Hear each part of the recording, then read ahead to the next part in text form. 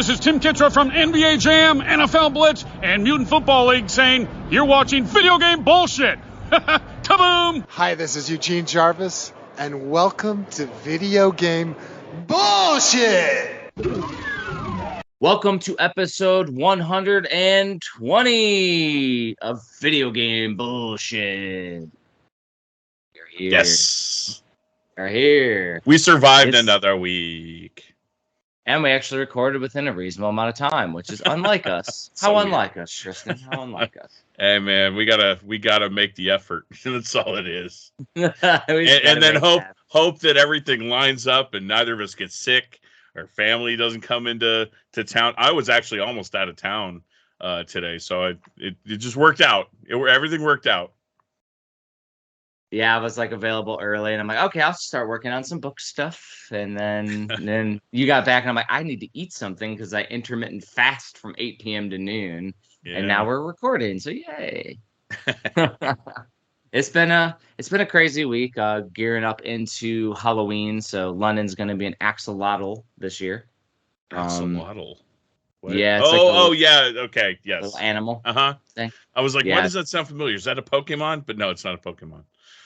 And she was gonna go. We did like a at work at my unit. We did a trunk or treat and a haunted house and everything on Friday. She decided she would rather go see the Five Nights at Freddy's movie. Really? And she went with their friend, and she said it was the best movie ever. Dude, that's funny. Okay, one little like side note, because I don't have kids, obviously. Trunk or treats, is this a new phenomenon? Because like, this is coming out of nowhere for me. I've never heard of these before, and they're everywhere. No, I think it's definitely newer within the last like 20 years. Okay, wow. Yeah. But essentially the trunk or treat allows like a community to get together and just, have a bunch of trunks that you kind of design. It's kind of like when conventions came around, gaming conventions, same deal.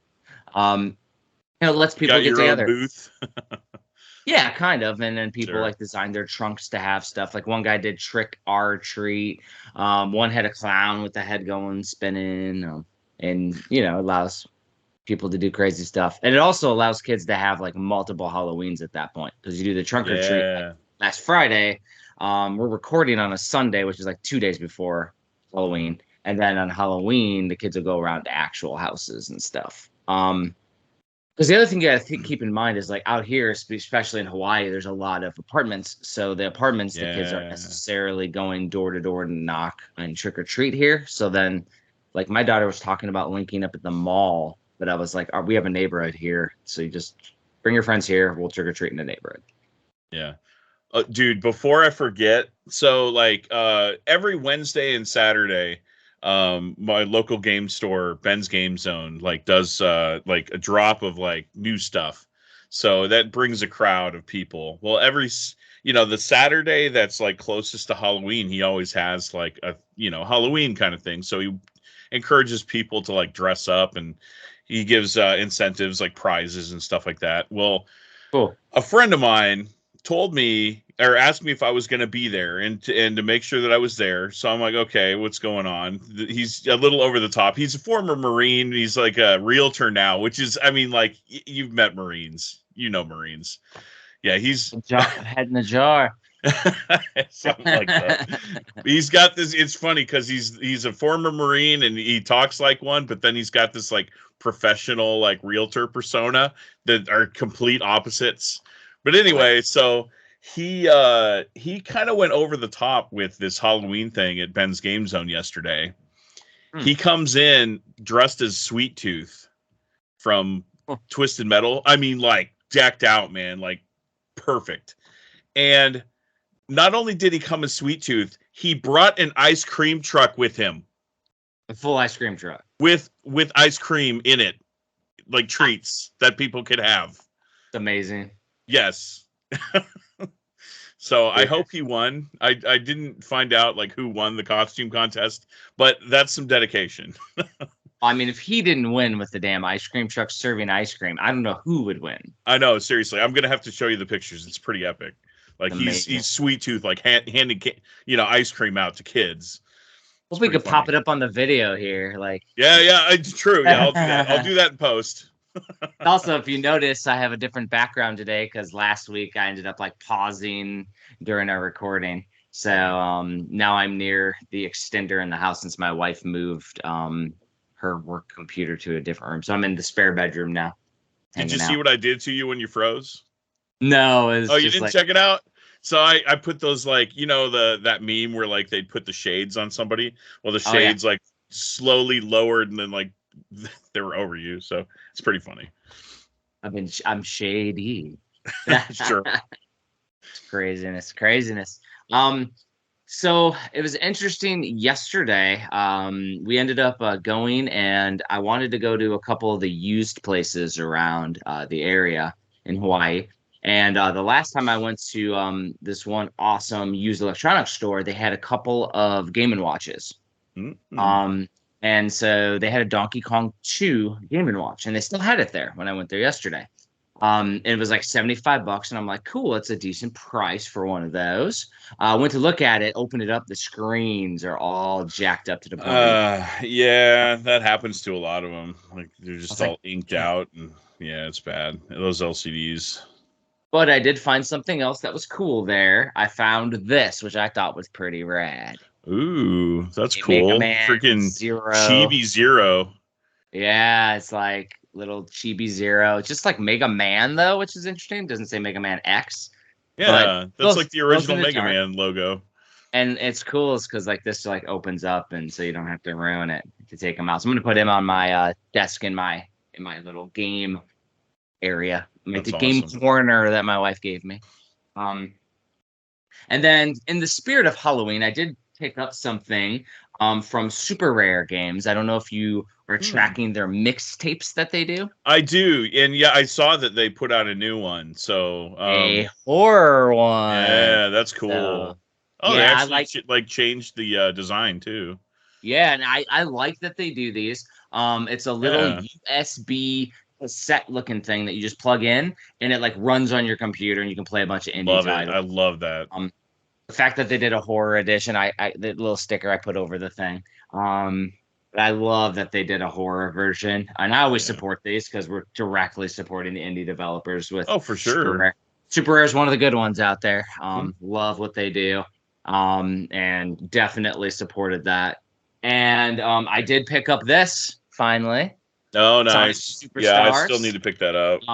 So I played the first world. Sonic Superstars is excellent. It reminds me a lot of original, like the 1, 2, and 3 of Sonic, but like a little. There's like it's got a speed thing in there, which the original Sonic did not have. But once you got to Sonic 3, it did. So there's a focus on speed. There's like lots of little 3D pieces in there. And I just went through and played the first world just to get a taste of it. And excellent game, absolutely excellent. Did you get to we should play for homework? Oh yeah, sure, for sure. It'll give me an excuse to get it. Did you get to the part where you're chasing the Chaos Emeralds, like the bonus stage? Yes. Okay. So I got to see 3 of the bonus worlds in the first level. So I got the Chaos Emerald, and essentially you're like jumping and swinging on a 3D vine.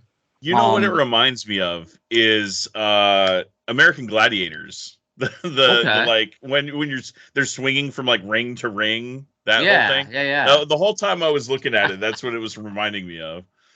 And it's not bad. There was a game we played for premiums called Get to the Orange Door, and it reminded me of the actions.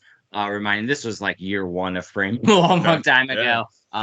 A game that we ended up the stars didn't align for us to sign it. But essentially, like as you're going through, it's pretty easy, and I could see how they could make it challenging later. What was cool though is after you got that Chaos Emerald, then you got a power up, and the power ups are set to the right stick, the right analog stick, and you can choose them. And so this one, you press the X button, and there's a bunch of Sonics that go all around, which is what everybody's seen online. Oh, very cool.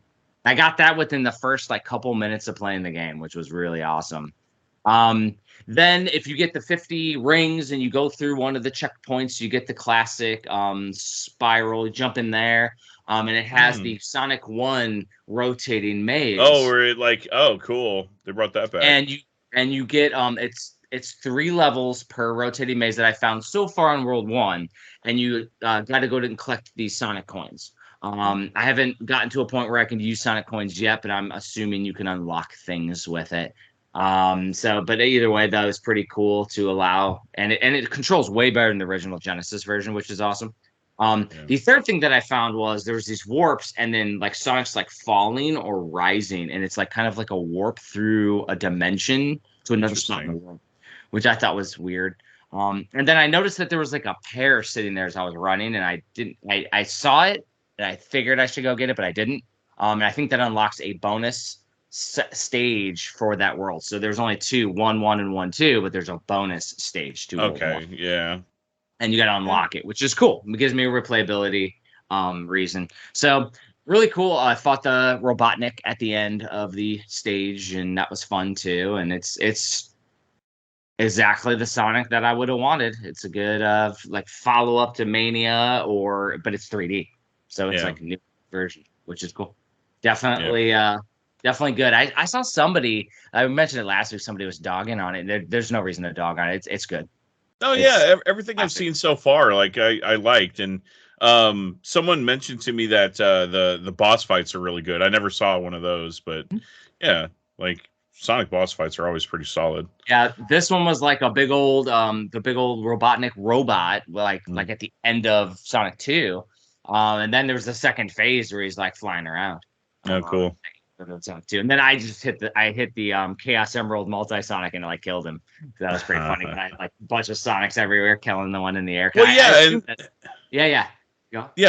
I was just gonna say, like, I'm excited that they actually like did something with the Chaos Emeralds and like give you different abilities instead of just like collecting them to become supersonic, and it's just kind of one dimensional like that. But that's the way it always should have been, I think. So ironically, though, I did that, but I didn't really play much Mario Wonder since we recorded. I think I'm in like the 6th world or whatever, but that's where I kind of stopped there when we were recording anyways. So I haven't really played any Wonder.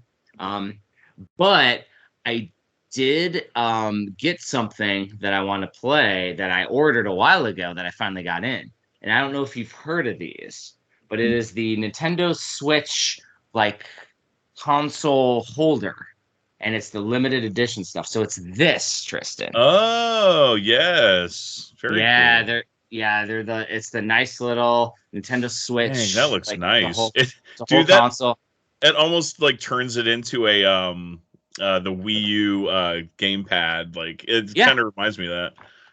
Yeah, and these things are cool. The website, it like wants you for these, and I don't know. It's like CRKD is the company name. And there's like a little thing right here that'll unlock, so you can take the screen out. And essentially, you have to turn on the Pro Wired controller. But the interesting thing is that when you play this, it's it's like holding an actual game controller. Yeah. It's really cool. The actual analogs are traditional analogs, and you can take off the analog toppers too to replace them with other ones. So there's like that's cool. One that has like a little tactile thing. There's one that's smooth. I kept the smooth one on the left, and then the tactile, rougher one on the right for the pieces. The one thing that's interesting though is that these the L2 and R2 are springy. And there's no analog L2 and R2 on the Switch. Yeah, I was going to say, I didn't think there was. Yeah, so it's interesting. The other thing is like this little light right here lights up, and if I turn it on, the interesting thing is that you can see it like glows right here through the plastic. So I thought that was very interesting that it glows through the plastic a little. But this thing's awesome. You can set, there's like 4 little quick buttons that you can set to any button you want to for play that you can mess around with. And so far, super comfortable. And there's a traditional D-pad on it. But the collectible aspect's interesting. So they have like this QR code with the box. You scan it, and then you register on the website, and you get like achievements for collecting and buying all of their versions. But it's just like that's interesting. One or a white one. This one's Super Nintendo colored, which is why I wanted it. They have a GameCube one, which looks pretty cool, the GameCube one. But outside of that, there's nothing outside of just variant colors. So I don't see a reason to have multiple, and they're like, $60 to $80 a piece. So Sure, yeah. I mean, like, and I could see if it was like an established third party brand like Hori, maybe. Yeah. But it's kind of a weird move for them to do that. Whatever. It's kind of an extra fun little aspect. It doesn't cost anything. So Well, the other interesting aspect is that it has an input and an output on the back. So you can like charge it, but you can also like hook your phone to it or whatever to charge your phone after it once you have it plugged in.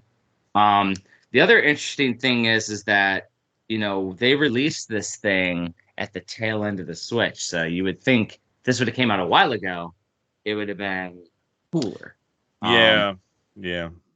I just don't. But this thing's cool. I like it. I've been playing it so far. I played my daily dadish on it, and it plays real well. With the buttons are nice and responsive. The D-pad is great. The analogs travel well. All the button presses are good. So far, no complaints at all. Yeah. The last little piece that I got, because I got a lot of little stuff this week, Tristan, is when I went to pick up Sonic, they had something sitting up above. And it was sitting there, and it was a day one edition, and it looked like a Super Nintendo box. And I'm like, it looks like our retro edition from Premium. Oh, and no. It's this game. Oh, yes, that very much does look like ours. What the heck, man? This is by Marvelous and Xseed Games. It's Silent Hope, which is a role-playing game. Mm-hmm. It's a dungeon crawler role-playing game. Something I won't have time to play, but the fact that they had something that looks similar to ours, it's bigger than a Super Nintendo box. Oh. Also, the interesting thing is, it looks like they just printed on a readily available for sure, yes, stock box. So they just took the box, just printed over it, and because it's like literally the corrugated or whatever you say for the box. Yeah. Like it's not a high quality box. It's just like a corrugated one, which is very interesting. But I also do like when people do the Super Nintendo boxes. They also have nothing on the top and the bottom. So very, very interesting. But it was $50, and it comes with a soundtrack and a little mini art book. Kind of like what we do. Yeah. So pretty cool though. I do like when developers do it, because there was an interesting YouTube video that I saw that talked about with Best Buy and now Walmart discontinuing physical games in 2024, that they're going to need companies to do higher quality releases with manuals and everything to stay afloat, to make sure we preserve physical. And I'm like, oh, I mean, that's been the business model of Premium the whole time. Yeah, we're already there. And we see a lot of companies like taking, jumping on and taking, reference on what's already been happening at Premium, which is cool. And this actually goes into the one news thing that you wanted to talk about. The Annapurna collection? Annapurna, I think. Annapurna. Yeah. Yeah, so essentially that is another one from our friends over at Fan Gamer. And it seems like they took tribute of our retro boxes for Tunic from our first series, and now they're doing a collection of games. But this is like 12 games. I think 6 of them had individual physical releases already. Yeah. And then the other versions, I'm not sure if there's 6 or less that have not had a release. But there's 12 games in there. No, I think you got that exactly right. I think it's 6 and 6. Like 6 had releases, 6 did not. And then it's 12 games in the collection, and it's like $200. $200. One thing is, I had multiple people hit me up, and they're like, "Hey, so there's 5,000 in the U.S. minimum print run, and they're claiming they're only doing 2,500 copies." Yeah. So interesting. Either they're going to do a standard release that's not $200 later, just a case, because I think theirs has like the slipcase again, like they did with Tunic, and a little booklet or something. And like it's a little booklet, like a manual with a saying from every developer, which is exactly like what we've done with everyone. Oh, good night. Come on. Yeah. Right. Cool though.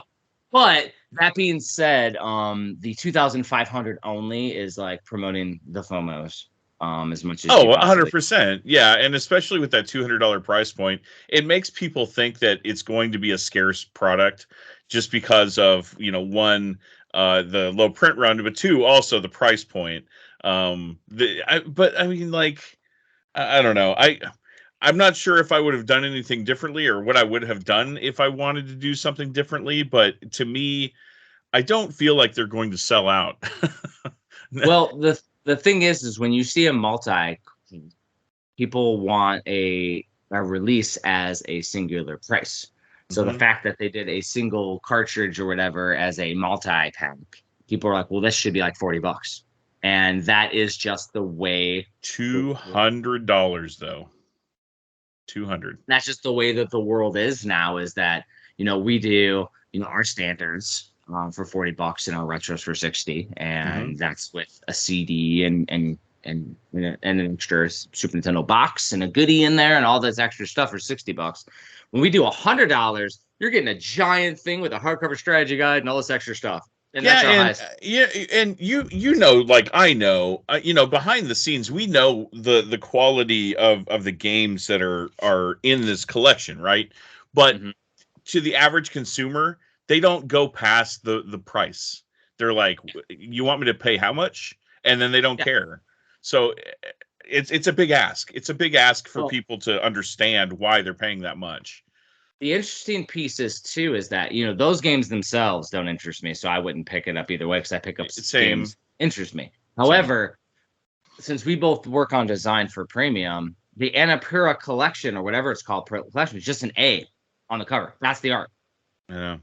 That's to me, it's like, because when we did the Pigeon Dev Games collection, which is like a collection that we did off of a developer that's even less known than Annapurna, which I can't even say their name, and they're also like indie as well. But at least we did a collage of the art on each one to make it pop. And it's still challenging because there's not a unifying format for all those games to make a holistic, interesting cover. No. And so they just put an A on it, and it's like, okay, but I'm not super. And it's who did this? Was it I Am 8-Bit did this, right? It was I Am 8-Bit. And I don't know if obviously the A is for Annapurna, but how much brand recognition does that company have, right? The average gamer doesn't know Annapurna from, I don't know, Devolver. Yeah, well, and I would say Devolver has a higher threshold. I'm saying, that was just the first one that popped into my head. But Devolver, I think, has enough brand recognition to demand something like that or make like a and crazy. Devolver though is a publisher and that was a bad example. But you're right. Either way though, it's like brand to brand to brand to brand, and it's like no, it's not Konami. It's not. So that's the interesting thing is I know a couple of our team members really want to push doing multi-carts, and every time I'm like, it's a bad idea, unless it's literally a part 1 and part 2 of the same game series. Like it would be like same universe or something. Like when the Trine series, the Trine 1, 2, and 3, which was the GameStop brand that they did, all 3 games on one cartridge, Trine 1 through 3, that makes sense to me. Sure. But like doing stuff like a random smattering of games that have no unifying thing just because one person made them, it's like then you're asking because if you're doing a shotgun approach where like maybe one of the 5 games appeals to somebody, but then you're asking someone to pay $60 for what they view as a budget title because it's just 1/5 of the cartridge. Exactly. So it's and I get it. I think the $200 price point comes from including all of the games, and if you had signed all the games individually, it'd be super expensive.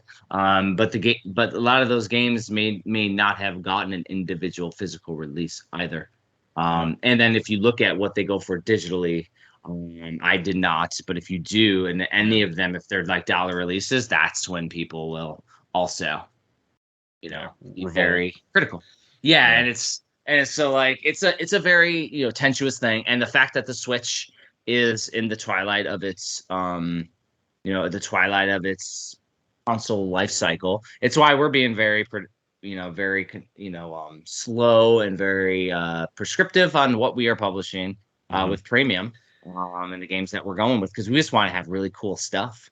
Yeah, and I mean that actually brings up another point. Like I was talking to someone about this at the game store yesterday, how we're at the end of the life cycle, just like you said, and the print run. We know that the minimum print run for a Switch game is 5,000.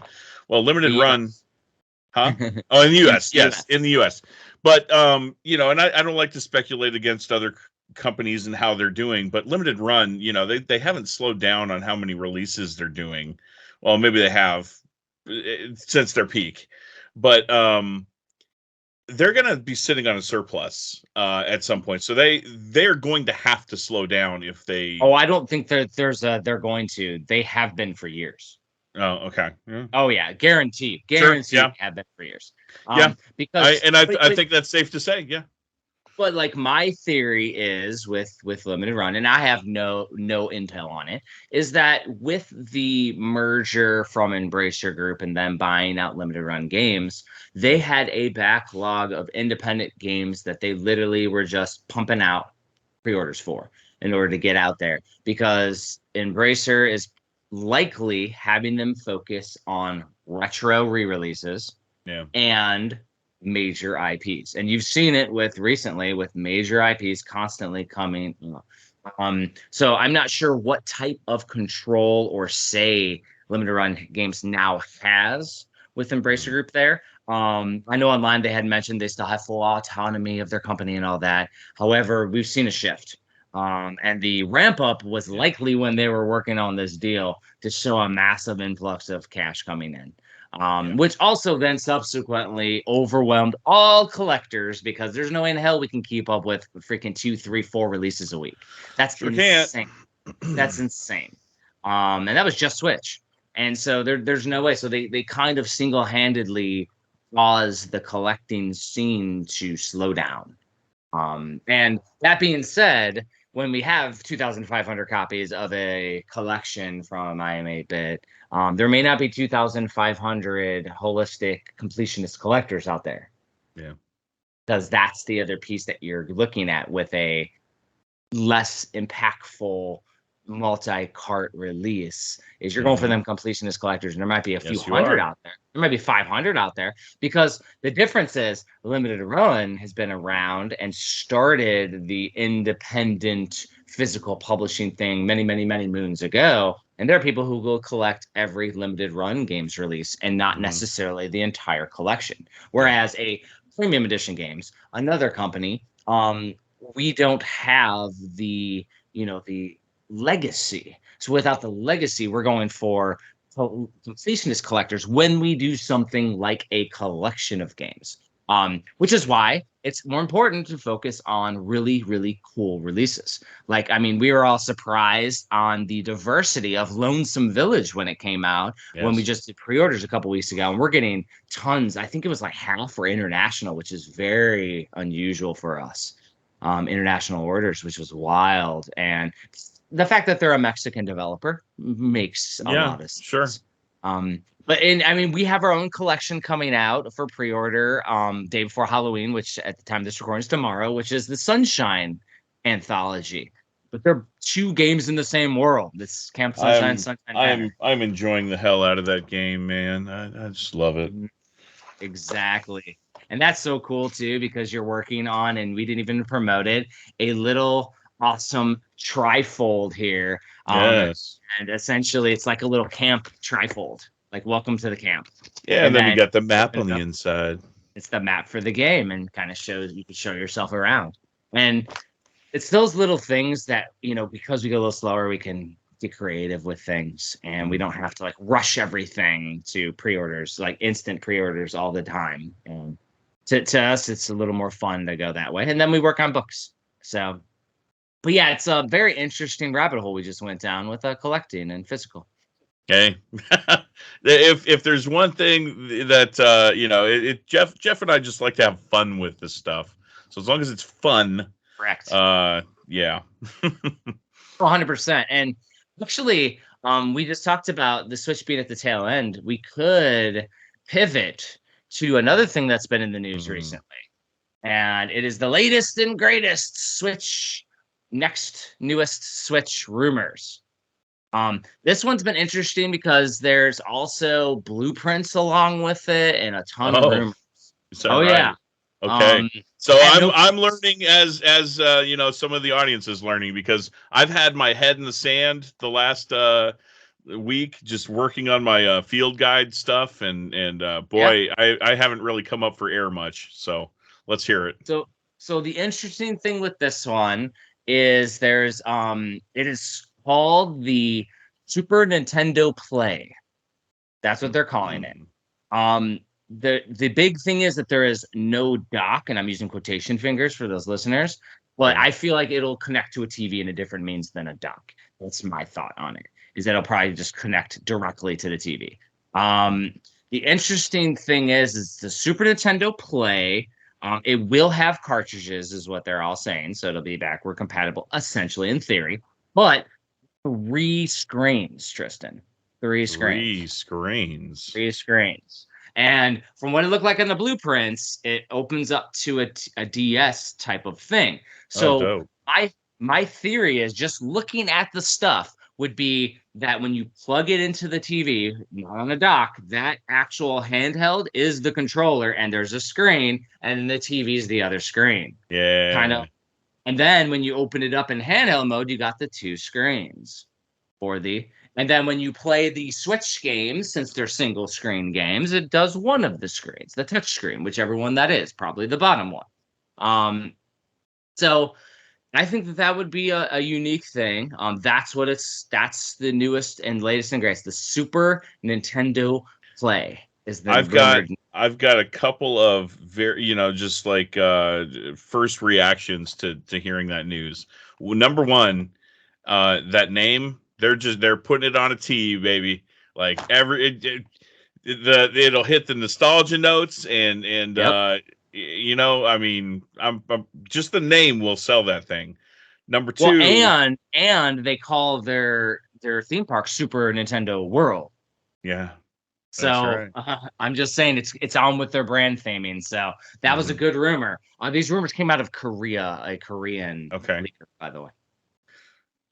So number 2, the fact that it's got 3 screens and it's so versatile, that's very in line with Nintendo and giving developers all these fun things to work with. So the other thing that we didn't talk about is, I'm showing this thing, but it's going to have Super Nintendo buttons. The Super Famicom colors is what the rumor was, and it goes in alignment with I think it was Super Paper Mario 1000-Year Door, the remake. On the tutorials, the A button was red. No kidding. And that's what they're going with. So it's the same. So they're like, in the first party Nintendo games, they're already starting to use the branding for the new console. That's what people are rumoring. I feel like that's a leap. But I do like coincidences, because a lot of times in gaming there is no coincidence. Still feel jealous because being a third party Nintendo publisher, we won't tend to get any of the big stuff, because the major companies will be the ones that'll get the dev kits early. It won't be a premium edition games. No. But it would be super cool if this was true, though, having the 2 screen again, which also lends itself to 3DS and DS ports. Yes. Oh gosh, I didn't even think about that. That's what a library they can pull from. Well, imagine like they just announced the Game Center CX HD collection. They could do a Super Nintendo Play version with 2 screens. Oh my gosh. Which would be cool. Like, it's just, there's so much opportunity there. And, it's just Nintendo doing its own thing, too, because no other console is going to have the 2 screens. I don't know. I think it is the most Nintendo thing that they could do. The fact that it's backward compatible is good. Means that I won't quit, because if it's not backward compatible, I am only buying, like, first-party stuff. Yeah. And whatever, as a publisher we release. But, I am not going all in, because the Switch will be my swan song. But if it continues, then Switch and the next thing all become one, essentially. Yeah. Which, let's hope. Let's hope. I love it. And wouldn't it be cool? And this would be like, if I could have one request to Nintendo, if they do this 3-screen or double screen in handheld, is please allow DS and 3DS cartridges to work in it. Just like, I only have one request from Nintendo. Bring back Street Pass, please. Please bring back Street Pass. That would be cool. I am surprised that with all these mobile app developments that they haven't done a Street Pass for the phone. I am surprised. Nintendo is so frustrating in that way. They do like 5 things that make sense, and then they do like 3 things that just don't make sense. And doing away with Street Pass, such a popular thing on their 3DS platform. And then, the Switch, people take their Switch everywhere. I don't imagine that it was that expensive to keep up their like servers for it. So what the heck? Bring it back. Come on, Nintendo. Yeah. Well, and you just gave us another great transition to Nintendo doing. Yeah, that is a so this is the one that you shared with me that I think, and then ironically, us being on the third party side, we actually know a little bit of intel, so we can go a little deeper. So go ahead and talk to us about the what Nintendo has done this time, Tristan. So I'm in a couple of Facebook groups. Like we both have Nintendo Switch kiosks, and I've got Nintendo signage and like some neon signs and stuff like that. So just to educate myself and see what else is out there. Like I joined a couple Facebook groups, one of which is I can't remember the name of it, but it's Nintendo's. It was kiosks, video game kiosks. Yeah, kiosks and retail or whatever, something like that. But a good friend of ours, Ben Wadley, actually is one of the main admins on that group. Super knowledgeable, just ridiculously like in tune with all the information and what's out there. But in that group, somebody, and I'm pretty sure I know who, was selling a Nintendo Switch kiosk amongst other kiosks. Like he had a 360 kiosk, a Wii U kiosk, a Switch kiosk. Anyway, long story short, Nintendo, like they like to do, sent a essentially a cease and desist, telling them that they need to take that post down. So they took down the entire group, right? The whole group is gone. I don't. Is it gone? No wonder I can't find it. No wonder I can't find it. That makes sense. Group, and they created a Discord now, so that whole group got taken down. From what I'm tracking, because after you sent it to me, I did a little bit of rabbit hole digging, and I was part of that group part. Too. So the group's gone. And what Nintendo did is that their IP lawyers went down and messaged every single person that had a Switch kiosk post and gave them a cease and desist. Every single one that had a recent post. Yeah. So bit crazy, man. So however that happened, that group is gone. They created a new one, and they have a Discord channel now. So it's incredible. I mean, like that group had tens of thousands of followers, and for a reason. It was such a good resource. It reminds me of Nintendo Age, how that it was a repository. Exactly what people were saying and now all that information is just gone. Like Nintendo Age. Just boom, gone. It's gone. And isn't that crazy? Like it's a repository of pricing for a lot of signage and kiosks and items and things. And having the Switch kiosk, I've had a Super Nintendo kiosk, the big metal one in the past too. Those are such cool historic items. And the fact is that now to Nintendo's defense, they actually send those for promotion to these game stores. Yes. I don't think that the game stores pay for them. And then the game stores are supposed to return them to Nintendo when they are done. I know for the longest time, like GameStop's, their MO was just to like put it in the dumpster and then just like look the other way as like people go dumpster diving or whatever. And that's how all these things end up in collector hands. But I think Nintendo... I do know that the GameStop was going out of business. So the GameStop closed, and then the employee somehow found it. I don't know if he paid GameStop for it or just grabbed it. But either way, then he met me because it was down in like Orlando, Florida. I was in Georgia at the time, and I met him in the middle and paid for it and everything, and did a monetary transaction from it. Where I think it's a bridge too far for Nintendo to look the other way is where people are trying to profit off of it, off of something that they feel is not that person's property. The GameStop going out of business, putting it in the dumpster, looking the other way, that doesn't. GameStop's not selling it to somebody. They're not allowed to sell it to somebody. Just Also, like Target did not have the Switch in it or the television. It was just the piece of metal that I bought. Yeah. And that was it, just for the signage, essentially. So Correct. I do know that the ones that had the season desist from Nintendo had the consoles with it. Even though I think one of them said it wasn't with it. But I don't think you can profit off of the actual proprietary console kiosk items. Yeah.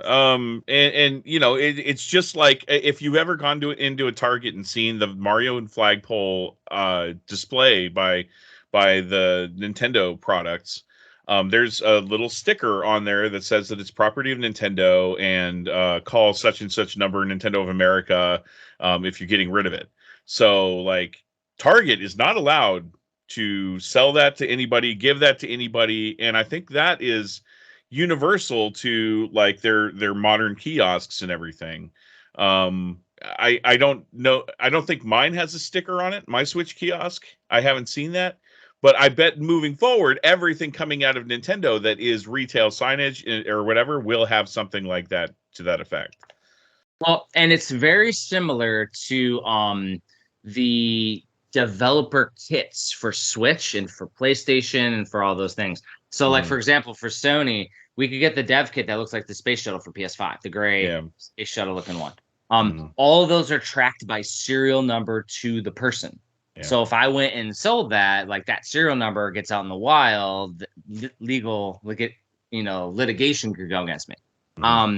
That's where if they really wanted to crack down, that's what they would do, is serialize all the kiosks and sign them to a company. But they haven't been worried about that.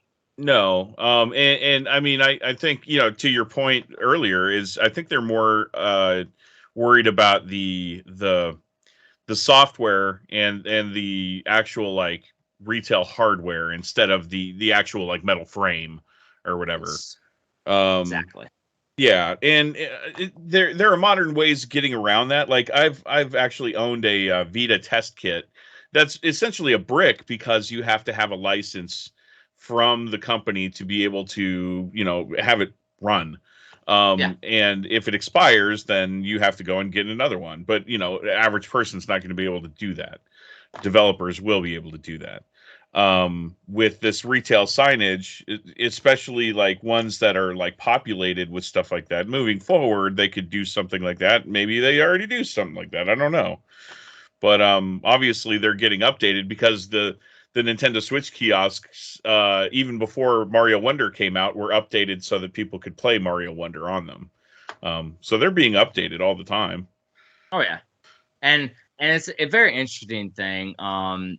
Do I think that Nintendo should crack down? I would say no, but it's their right, unfortunately. Yeah, you can't complain. They created it. And the thing is the Switch one, unlike any of the previous console kiosks, including other different systems, to me the Switch kiosk, along with like PS4 and Xbox One and those type of kiosks, are way cooler to me because they're wireless, because the controllers are wireless. I can literally have my setup of my workstation and a kiosk and play Switch on my television through the kiosk, which the Super Nintendo one, I had to stand up and play. Yeah, my Xbox 360 one, it's got wired controllers. So you got to stand there in front of the thing, like, like a couple feet in front of the monitor. And so it's completely impractical. And so the fact is the Switch kiosk is the most useful kiosk I've had. And plus, then I have premium marquee signage on it, which makes it personalized, which is cool. But to me, that's the coolest one because it goes hand in hand with the collection. And I was able to get one from a closed down GameStop, which was cool. Now, do I feel like that they should close down all of the options? I hope not, but it is their right, unfortunately. Yeah, it's their right, but at this point, the shot's been fired across the bow. People know, or people who have one should know by now, because this news has swirled around, and it's out there now. So if you're dumb enough to go on Facebook or whatever and put your Nintendo hardware on there for sale and try and make a profit, I'm sorry, that's just that's an idiotic thing to do. That's just my opinion. Especially until Nintendo forgets about it again. Yeah, exactly. In Nintendo, it doesn't cost them. It's a drop in the bucket for them. They've already got their legal team, and it costs them 10 cents to draw up a letter and tell you to cease and desist. So, do you really want Nintendo's attention? I sure don't. No. And the interesting thing is, though, is that I do know I got mine for $100 back in the day, like a couple $100, and now I know that the ones that we saw were a couple $1,000. Yeah. That means the price is only going to skyrocket. Because back in the day, like the kiosks weren't super expensive because they're awkward, they're big. Yeah. But as things become scarce, as people start collecting the unique oddities, like stuff like my Red 10 arcade, that thing's thousands of dollars now. Yeah. And I got it for a couple $100 again. And it's, getting in at the right time is also important. But now it's going to skyrocket. And the thing is like you and me, those are a fixture of the game. Absolutely. I mean, that goes without saying, but doubly so because we work for Premium Edition, who, we're putting out Switch games. It's part of our blood now. So, well, and to me, it's like it would be something that would be in the Premium Edition games offices, essentially. Once we're all done moving around and stuff, there'll be an office space, and that's where that goes to show off games. Like, for sure. I know. I think it was Josh on our team was jokingly saying, "You should bring that with you to conventions," and I'm like, "No." What? Yeah. Hell no. He was like insane. I'd be like, "No." Like, it would be cool. It would be awesome to show. Logistically, that's a horrible idea. I mean, that'd be cool as shit to be able to have that at our booth, but no, man. Not in my personal one. Hey, if Nintendo wants to sell us or send us a portable one that we could realistically take around the conventions, we would absolutely show off. Jeez, man, I can't even imagine. No, there's no way, man. Yeah, that's that. You got anything else in the news? Because otherwise, we got some Switch Online games we could talk about. Stuff in the news. Nothing crazy. I mean, aside, you already touched on the Best Buy and Walmart going away from physical, but that's a huge topic in and of itself. Like the market trend going away from physical goods. Mm-hmm. But yeah. Anyway, what was on Switch Online?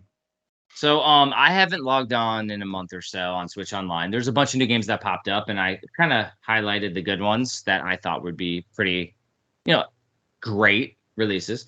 So Game Boy Advance, they released Metroid Fusion and Kirby and the Amazing Mirror, which is a Metroidvania, mind you, and all three of the other Super Mario Advanced games on there. So, so those are and I think they had Fire Emblem as well, like the original Fire Emblem. So it is a pretty big one.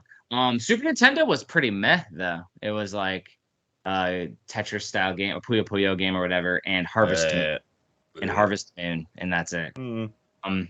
The NES went to Famicom goodness, and they had a Kunio Field Day game where it's like one of those, River City Ransom, but like there's a bunch of mini games in there, and you can it's called Field Day on the translation, but it was cool. Joy Mech Fight, which is the fighter from the Famicom. Oh hell yeah, Joy Mech Fight. Oh, that's a deep cut. Nice. And Mystery Tower, which is one that Areno played on Game Center CX. Mystery Tower. I probably saw that. I just don't remember. And speaking of Game Center CX, did you see that that they did the brand new translated by official translated YouTube with the creator Smash Brothers and Areno playing through the history of Nintendo, going year by year? I did see that, and I am so hopeful for what's to come. hopefully that's not just it. Yeah. Because for us starved Game Center CX fans in the West, oh man, give me more. That was amazing. What was it, a 3-parter? Yeah. And like they literally went through and they were playing. It wasn't NES games. It was arcade games. It was like all the way through. Mm-hmm. And it was it's so much fun. I mean, Areno is just such an awesome personality and like it's lovable guy. So exactly. Really fun. Original Game Boy released the Oracle of Ages and Seasons. Okay. Which I've been waiting on. So that was cool. N64 was like N64, but they did have Excite Bike 64 that was released. So, and they had like a Mario Party and some other stuff released, which was I'm not really interested in. Genesis, though, probably had the coolest 4 games that I felt like were really cool to add to the library. Revenge of Shinobi, which is excellent. Yeah. Ghouls and Ghosts, which is awesome. And then 2 very expensive collector's games, Landstalker. Okay. And then Crusader of Senti. Yes. That's it. Yeah, that's one. And that excites me whenever games that are out of reach for the normal collector can actually like play those games. Which Harvest Moon. It's whatever. It's the original one, but that's also a really expensive title on the SNES. So that's cool that it's accessible now. So the interesting piece is we could make some of those or any of those BS homework in the future too. Sure. Because I've been wanting to play Crusader of Senti. I've been wanting to play Landstalker forever, and they're really fun games. And I've never gotten out of the intros for any of the games. Honestly, I've never beaten Oracle of Ages Seasons. Like I just play them for a while. Never played them. Never go back. They're spiritual successors to Link's Awakening. They're excellent. I mean, Link's Awakenings. I played the crap out of it whenever I was a kid, but I never felt like I needed more of that formula. Just personally, I'm not the biggest Zelda fan, but if there's a new Zelda out, I will play it. Nowadays, I'm a huge Zelda fan. I mean, I got the. I know it. I'm a huge one. The fact that Kirby and the Amazing Mirrors and Metroidvania, I didn't realize that. So I think that one I want to dig into when I get a little time. Didn't know that, but I think that's the one with the multicolored Kirby's or something. I can't really remember. But I don't know. Sounds cool. But those are all the online. That's a lot of bang for the buck there with that plus finishing out Mario Kart and all those different aspects. So, I mean, it's pretty cool, man.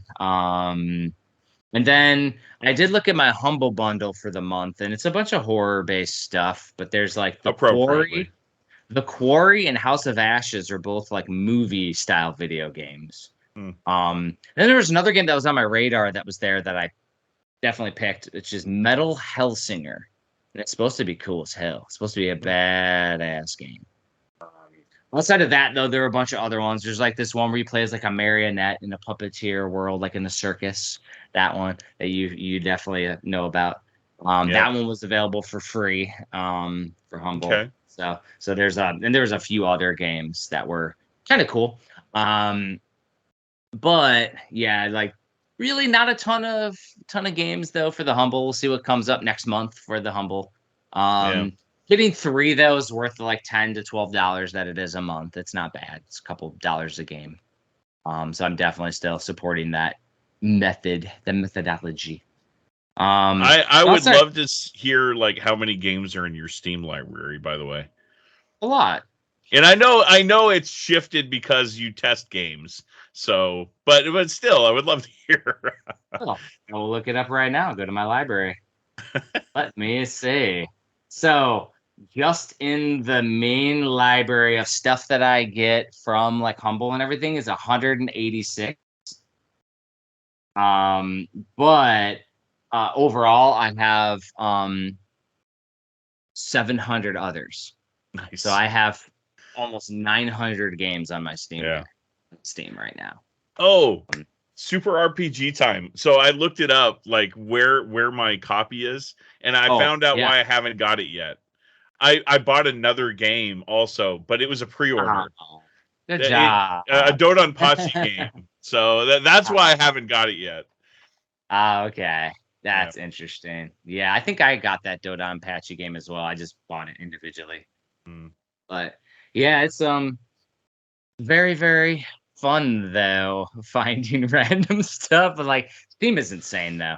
And the thing is that like without doing like BS homework, which is a good segue, we won't have time to play stuff. And this bullshit homework of this time, man. This one was an interesting one to say the least. And I warned you. And so the bullshit homework game for those listeners before we dig is Midnight Castle Succubus. The question is, did you play it the safe for work or did you dance with the devil, Tristan? Do you want me to lie to you or do you want me to tell the truth? You got to tell the truth. I played it in not safe for work mode. Just because you told me not to. It's like telling me not to eat the forbidden fruit, So yeah. I think you froze. Did my camera froze again? Yeah. Oh, no. And my mouth's open. That's amazing. Okay. Well, I'll put a bandana over your mouth or something like that. Make you look like a bandit. Give me a beard or something, like draw a beard on me. Yeah, there we go. Hilarious. So I guess me being in the other room doesn't matter because I'm right next to the extender now. Oh, well. It's all so good. I played it in not safe for work mode just because I saw the aesthetic of the game. Yes, it's just like Castlevania II, Simon's Quest. It is. I mean, you blink era. If you look at it cross-eyed, you would swear that it's the other game. But anyway, I just wanted to see how that could possibly be not safe for work. As soon as you go to those loading screens, you're like, oh, that's why. So that's the interesting piece. So let me lay the groundwork, and I'll tell you a little secret behind the loading screens. It's great. So Midnight Castle Succubus, a succubus issues threats against humanity once every 100 years. When men die and young women disappear one by one, a succubus hunter visits a cursed city under the moonlight. And they rescue abducted girls and defeat the succubus. And so basically there's main weapons, a leather whip, a thorn whip, a chain, flame, ice, and magic whips. There's a bunch of different types of whips. And a ton of supple weapons, including a scythe, a boomerang, bomb, claw, cross. There are hardcore scenes. So when there's damage, while clothed, HP becomes 1 and she gets naked when you get damaged. I didn't know if you knew this. I didn't know that. She gets damaged without the clothes. She falls prey to the monsters, which essentially means hentai scenes. Yeah. I can imagine. There are 4 different difficulty levels: easy, normal, hard, and insta-death. And then essentially there is a safe for work version. So the interesting thing is that you mentioned as you're going through, there's transitional scenes between going from level to level. There'll be certain ones where they're showing hentai-based scenes. Yeah. When you go to those scenes, those are actually showing you the route you need to go with a key to unlock a door to save them. Yep. So essentially, if you don't have a key and you go to those scenes, you got to go a different route. You got to go a different way so you can go fight a boss or hunt down a key. So how far did you end up getting, Tristan? I beat the 3rd boss. I got the chain whip. I saved the 3rd girl. And I'm in this town that's clearly under control of the succubus. Everyone's like, oh, what a peaceful town this is. Isn't this a wonderful town? Like, you're like, oh, something's weird here. That's fun. And so the cool thing about this game is that you have a lot of tropes into the Castlevania II Simon's Quest, where you have the towns, you have all the different aspects where you go underground, you go into the water, you go do these different things. The cool thing is that you have a bunch of different abilities that you can buy for your character from different like old men. And as you mentioned, getting different, you got the chain whip, which I actually never got the chain whip, which is pretty fun. Oh, really? Kind of skipped it on accident somehow. I knew where it was, but I couldn't find it again. I never got back to it. But the interesting thing is, as I was playing through, you get to and you fight the succubus. And that's really cool because you finally go through. It's a long battle because I was a little bit, I think I was missing a whip or something too, because you can get the magic whip before you fight her, and I did not have it. And so I did this long drawn out battle, finally beat her. And then it pulls a Castlevania Symphony of the Night on you. Oh, really? And the Succubus's curse happens where you get to play as the Succubus as an alternate character. Oh, cool. And then it separates 6 or 7 of her body parts that you have to find, a la Castlevania II, Simon's Quest. You have to find all her parts. But the cool thing is that number one, when you find each piece, the Succubus gets an extra ability, whether she could do a double jump then, or can fly. That's cool. Wall jump, fly, all these different things. So then it opens up and adds more and more replayability. And the levels are designed as such where you will like go past stuff and you're like, oh, I can fly now. And then it opens up to a whole nother section. I did recruit a thief too. I just remembered I recruited a thief that can like throw knives, but I don't know how to use it. I couldn't figure out how to like switch. So if you pause the game, okay, there's the support menu, and you click the support menu, you can toggle them on, and then you get 2 characters on the screen. I was just like assuming that it was like Castlevania 3, where like you press select and it like swaps them out or something. No, the swap out button is between the main character and the Succubus later. Okay. You can swap out them on the fly. No, but your helper character stays on the screen the whole time and shoots like the thief will shoot knives, and also the thief will also show when there is an item on the screen, such as a health or a crown. Cool. I got 3 crowns, by the way. 3 crowns. Yeah. As you get crowns and health items, because you will end up meeting 4 characters. 4 characters. You meet a thief, a knight, a mage, and like a little monk or something that'll give you life. But as you go through, you can swap between them. So you can go to the support thing. You can take off the one and put the one on. So that way that character will support you and be on the screen. But as you get power-ups, you can then have 2 on the screen or 3 on the screen. Apparently 4. I got to the point where I had 3 helper characters. So the knight, so like the thief will shoot knives and will help you with attacks. The knight will hone in on a character and like go across the screen. Nice. The monk will, if you press down in the attack and hold down in the attack button or something, it will give you health. And then the mage shoots like fireballs, and that's almost near the end of the game. I got to the point where I had the fireballs, the attack, and the knives going. The knight attack and the knives all going at the same time. It was freaking chaos. It was awesome.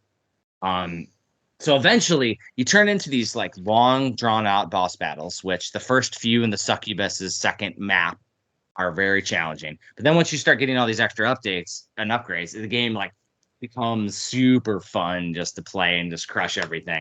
And so I spent probably 80% of my time getting to the first or second post-Succubus boss. And then after that, the rest of the game, I like cruised through it. Like after we had talked and we were like, that's the homework game, I played it again and I beat it in the evening on Sunday. That's so crazy. Yeah, that's one thing about the game. Like it's so like inconspicuously good. It seems like it's going to be a really simple game, but it's really complex. Well, exactly. Like it's a very, very well thought out and created game. Like this is a game that I wouldn't mind signing for premium for the Safe for Work version. Sure, yeah. The other version would not be in tune with our releases for sure. I don't think so, but honestly, like it doesn't need to be there. Let's be honest. It's really weird that it's there, but whatever. Right? However they want to sell their games, more power to them. So the difference between the not safe for work and the safe for work versions are all the hentai scenes. That's one. And then when you go save a maiden, like in the not safe for work, there's hentai, pixelated hentai stuff going on. Whereas it's just a picture of a princess. And you just go and save her. So there's nothing, she's not being harmed in any way. And then there's no scenes in the safe for work version. And then the other thing is that a lot of the bosses are redone in pixelated, and they're usually like these type of like mystical beasts and stuff that you fight, which they look really cool. The Safe for Work versions look awesome. So I feel like that the Safe for Work one is really, really cool too. And it could be its own version. But of course, the not Safe for Work is ridiculous. And apparently this developer has a ton of other games that they've released because they do all these hentai things. And I mean, there's Princess and Conquest and Scarlet Maiden and Orc Massage. Orc Massage. Buddha Face. Oh no. Venture Seas, Snow Days. There's one called Castle in the Clouds DX. That one actually looks very similar to Midnight Castle Succubus. Okay. Like yeah, it's like very, very similar to the pixel art. So that one and Scarlet Maiden apparently are all ones. Tower and Sword of Succubus is another one. So there's like apparently it's like a little trilogy. Succubus series is what it's called. So gotcha. Little trilogy of games. But this game though, honestly, like without the hentai stuff, is like I give it like an A. An A game. It is really good. Yeah, I was thinking the entire time I was playing it, I'm like, this is a high B, but like hearing all the extra stuff that I don't even know about, yeah, that's an A title. It's an A title. You add the hentai to it, and I can't play it on a TV, then it drops it down to a B or a C. Sure, yeah, it just doesn't need to be there. It's something completely unnecessary. Yeah. Now, doesn't I mean, a good game is a good game, though, and it's still a great title. There's nothing I could play and also with my family around. No. So there's that. So that knocks it down a tier. But the fact that it has a safe for work version, technically, if we contacted this developer and all those games in the trilogy had a safe for work version, you could do the Succubus series for a physical. Yeah, as long as we don't repeat a Rockstar Games situation where like the code is still there somehow. Like we'd have to have them remove the code. Yeah, no, it would have to be completely modified. Graphics, but either way though, like definitely Midnight Castle Succubus is definitely an interesting game, Tristan. An interesting game. But the fact is that Castlevania II Simon's Quest is a video game bullshit specialty and doing it spooky time for Halloween. I love that game. I always have. Like, I love that game. Have I told you that? A good one. Do you have any video game like cheat codes or anything like memorized? Everyone knows the Konami code, but I mean like Castlevania 2. I played it so much that I have a code memorized from like the continue screen. Nice. CODS K26K RXK and VLJK. I'll never forget that. Like it's tattooed to my brain somehow. Nice. It's classic though, man. It's classic. Yeah. That's awesome. So Tristan, since Midnight Castle was technically not a random game, even though I did play it randomly. Did you want to like pick a game, or do you want to go back to the randomizer of Steam? There actually was another. Gosh, it's too bad this isn't like a couple of weeks from now because it'd be an easy choice. Mario RPG remake is coming. We're going to do yeah, that has to be one because that's just what I'm going to be playing at the time. But I would love to go back to like an arcade game. And I actually told you that I've been playing some stuff lately on my Neo Geo cabinet. Are you familiar with Neo Turf Masters by any chance? Of course. Yeah, I played that a long time ago. Okay. Gotcha. I don't know. That one's a little too shallow to play for video game bullshit, I think. But should I go to the Steam Deck then and go I think so. Hey, no, I'm saying I can go to CoinOps and do randomizer in CoinOps. Let's do that. Arcade. I'm definitely in an arcade game mood. Okay. So I am loading up CoinOps Legends 3. You can hear different stuff, and all I have to do is I think if I hit X, it will go random.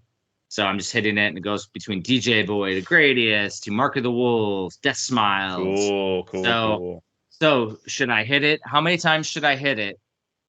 Give me a number between 1 and 5, and I will hit it that many times. I was thinking 4, so let's go 4. Okay. Number 1. This is G Hawks. 2, Devastators. 3, Mushahime-Same Futari. Oh, I like that one. All right, here is the game. Breakthrough. You heard of Breakthrough? Breakthrough. Yeah, okay. Uh-huh. And I think it has That's an fun. NES port as well. Yeah, So, it is. If it's what I think it is, those are fun games. so are you good? It's a side-scrolling game where it looks like a DeLorean and you're shooting. Should we play Breakthrough or should I hit it one more time? Up to you, man. Up to you. Your call. Yeah, maybe that one's a little too shallow. So let's hit it one more time. Okay. I got a game called Dynagears. Dynagears. Okay. Dynagears, which looks like an action platformer. Dynagears. Oh, that looks really cool. By Sammy, apparently. Yeah, heck yes. Yeah, arcade run and gun. Arcade run and gun. You said you were playing Metal Gear. That looks I've never played it. I've never played Dynagears. I played Breakthrough. Never played Dynagears, so that's cool. Looking forward to it. That's what we'll play for bullshit. That's what I was saying is like technically the last time we didn't do it live on the thing, so with Midnight Castle. So now we'll play Dynagears for it, which will be awesome. That'll be a fun one to play. Oh yeah. Heck yeah. I'm looking forward to it, man. Arcade game from 1993. So have you been playing anything or has it just been book work right now? Just book work and the occasional break. Like, I fired up my Neo Geo MVS and I was playing some Metal Gear X. Yeah. Metal Gear, excuse me. Metal Slug X. Metal Gear. There's a Metal Gear collection out that I've got on the brain. Oh, yeah. Nice. Yeah, it's, and then you mentioned Super Mario RPG coming out. GameStop has a pre-order with a button system. There's buttons that come with the pre-order at GameStop. So that's where I'm pre-ordering. That's what I'm going to be getting then. I don't typically pre-order, so I asked them, I'm like, well, what do you have for pre-order bonuses? And they said, oh, we have all these buttons. And I was like, done. Yeah. Because I remember I'm going to have to get get that. the cards. I remember getting all the Nintendo Power cards back in the day. So did you hear about the freaking Mario Wonder pre-order from Walmart? Yep, and there was a sealed card pack, and then the I think it's the Mario elephant. Yeah, Elephant Mario. It's like people were paying $1,000 for it or some ridiculousness. So stupid. So what hilarious. The hell? It's awesome. Like it's so ridiculous that people do that stuff. Man, I think it was I caught our premium buddy Barry talking about, I want to get one of every card, and they're like, well, you're gonna have to buy them all randomly, every single one, and open them all and hope you get them all. It's going to cost him thousands of dollars to do that. Yeah, good luck, Barry. like I don't need to be that type of better him than me. Yeah, exactly. I don't ever need to be that type of a collector. That's for sure. I just opened up Zero and I'm looking at him with his Zero Saber, his Z Sabers. Really, nice. really cool. Yeah, this is a really high quality looking little guy. It's I don't know if he's sun faded because he's probably in that place forever. Or what, but it definitely is like not bright red, even though the printing on it's bright wet red, but his colors are like a little bit muted. Maybe it's because it's a glow in the dark thing or something. I don't know. Maybe it's the glow in the dark stuff. Interesting though, on the back is that they have Zero Mega Man, a glow in the dark Mega Man, a Mega Man X, and then Skull Man is the only bad guy. Skull Man, that's the only one. Yeah, like very odd. So very interesting. I'm looking forward to playing some Dynagears, dude. I think it is we could call her a do. Yeah, I think so. Yeah, good. We had some good topics to talk about, just stuff that came out of left field for us. So yeah, wild stuff, and then have an idea for a little premium thing we can do after this, and it'll be fun. All right, little premium video, do some crazy shit if my video works. That's it. Yeah, we'll have to reset. Yeah, dude. But anyways, everybody, thank you for listening. We will be playing Dino Gears for next time, and we will catch you later. Later, guys.